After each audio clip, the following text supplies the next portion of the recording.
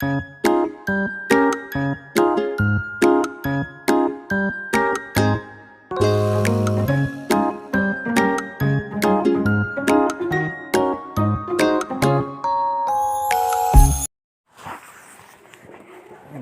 And start.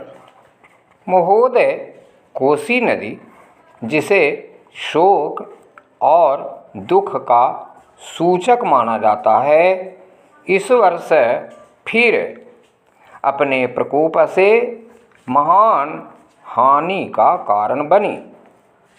अब इस नदी पर काबू पाने और इसकी उपद्रवी लीला समाप्त करने के लिए भी योजना तैयार हो गई है।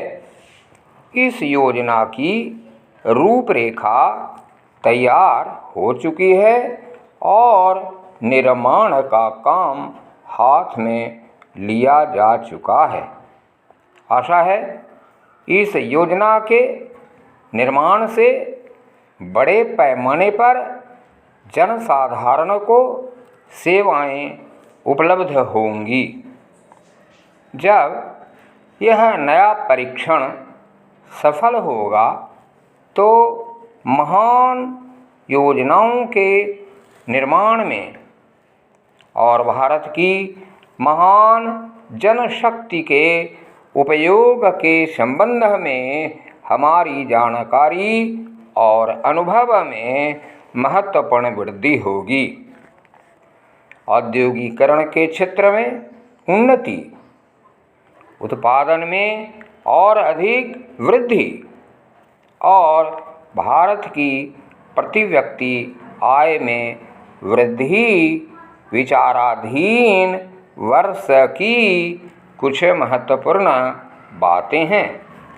औद्योगिकरण के साथ ही रोजगार के क्षेत्र को विस्तृत करने के प्रयत्न भी बराबर जारी है।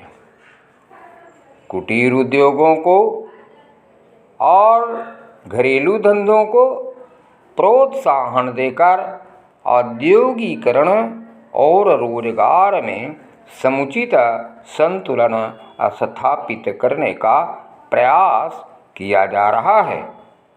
यह बात सभी स्वीकार करते हैं कि यदि भारत के जनसाधारण को उदासीनता और हार मानने की भावना से मुक्त करना है तो बढ़ती हुई बेरोजगारी को दूर करने का उपाय करना होगा। इस दिशा में घरेलू उद्योग धंधे बहुत से लोगों को आंशिक या पूर्ण उपयोगी काम देकर इस समस्या का बहुत कुछ समाधान कर सकते हैं। इसीलिए पंचवर्षीय योजनाओं में पुराने घरेलू उद्योगों को पुनर्जीवित करने और चालू कुटीर उद्योगों को प्रोत्साहन देने की व्यवस्था की जा रही है। पैरा विदेशी मामलों के क्षेत्र में हमारी सफलता और भी अधिक है। हमारी नीति, जिसे मैं सक्रिय और स्वदेशीय तटस्थता की नीति कहना चाहूँगा, वास्तविक व्यवहार में किसी भी देश अथवा वहाँ के लोगों को अपना शत्रु न समझने की नीति है। इस नीति के फलस्वरूप हमें विश्व शांति के पक्ष की कुछ सेवा करने का अवसर मिला है।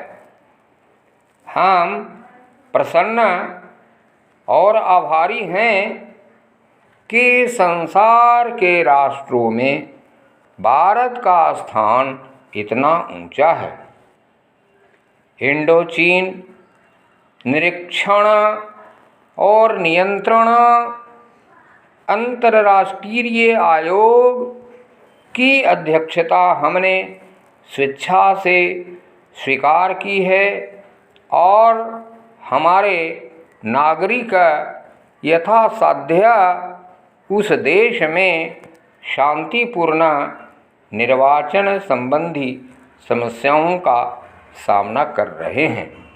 हम सभी राष्ट्रीय अथवा अंतर्राष्ट्रीय समस्याओं का निपटारा शांतिपूर्ण ढंग से चाहते हैं।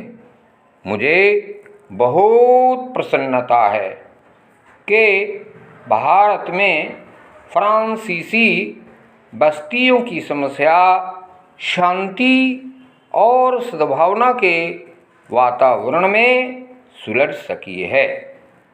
शांतिपूर्ण प्रणाली की सफलता का वह एक महत्वपूर्ण उदाहरण है।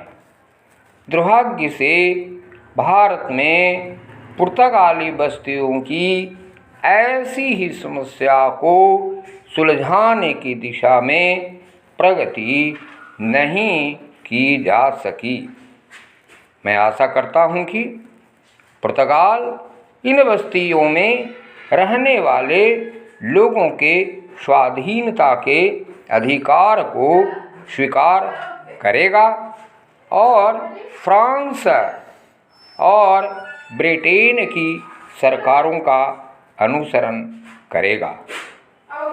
जैसे ही यह वर्ष समाप्त हो रहा है, हम अपने सबसे निकट के पड़ोसी पाकिस्तान के साथ अपने संबंधों में अपने सुखद परिवर्तन देखते हैं।